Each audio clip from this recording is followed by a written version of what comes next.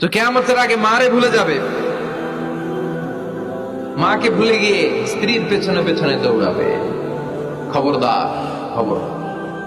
আপনি নামাজি হতে পারেন, মুসল্লি হতে পারেন, হাজী সাহেব হতে পারেন, কিন্তু মা যদি বদদোয়া দেয় আপনার সব শেষ, দুনিয়াও শেষ, আখিরাতও শেষ। মায়ের মর্যাদা বাবার চেয়ে 3 গুণ বেশি। হামালাতহু উম্মুহু, কারণ বাবা পেটে ধরে নাই, পেটে ধরছে কে? ওয়াহানান আলা ওয়াহান, 8 মাস 10 মাস এই বোঝাটা বাবা বহন করে নাই, করলো কে? ফিসালহু ফি আমাইন, 2 বছর বাবা দুধ খাওয়ায়নি, দুধ খাওয়ালো কে?